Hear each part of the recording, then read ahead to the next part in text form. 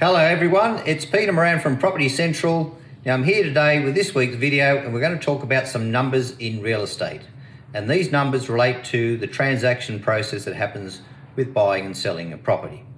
So let's start with the very simple one of 0.25%. Now 0.25% is the amount that's required to secure a property if you're going to take that property off the market using cooling off rights.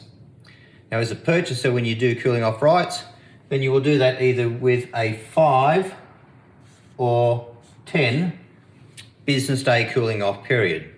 And that cooling off period will allow you then to conduct your necessary searches, have your solicitor read through the contract on your behalf, do your building and pest report, have the valuation done on the property as well. Now, as we get towards the end of the cooling off period, whether it's a 5 or a 10 business day cooling off period, you will be required to pay the balance of that deposit. And most deposits are 10%. So you'll be required to pay a 9.75% deposit, giving us our 10% deposit. Once that 10% deposit's done and the cooling off period has finished, that property is considered to be an unconditional sale. Now, there is another way to secure property, and you can secure it with a straight 10% deposit exchange without using cooling off rights. Now, most commonly we see 10% deposits paid if the property is going to auction and the deposit is paid on the day. Or in the case of private treaty, if you're going to be exchanging on a property to secure it without using cooling off rights, then you will also need another figure that goes with it, and that's what's called a 66W certificate.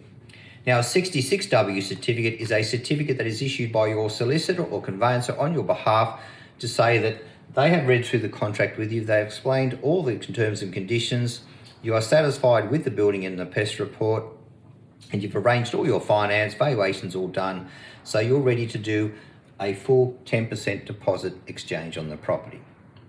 Now, the very final figure we're going to talk about is completion date or settlement date. Now, most contracts, when they get issued by the solicitor or conveyancer acting for the vendor, generally have a standard completion date of 42 days. Now, that 42 days starts from the date of when those contracts get exchanged. So if I'm a purchaser and I'm buying a property and I exchange those contracts, say on the 15th of August, and it's a 42-day settlement period, my completion date or my settlement date is going to be approximately the end of September. Now, that 42 days can of course be varied if both the purchaser and the vendor agree. So sometimes we see exchanges take place where it might be less than that, perhaps even 28 days. We've even had some as 14-day settlements. Or they could go the opposite way and might be as much as 84 days or 100 plus days. So folks, I hope that gives you a bit of a rundown on some of the terminology with how numerical figures take place in the real estate transaction. Thank you for watching. Please stay safe and have a great weekend.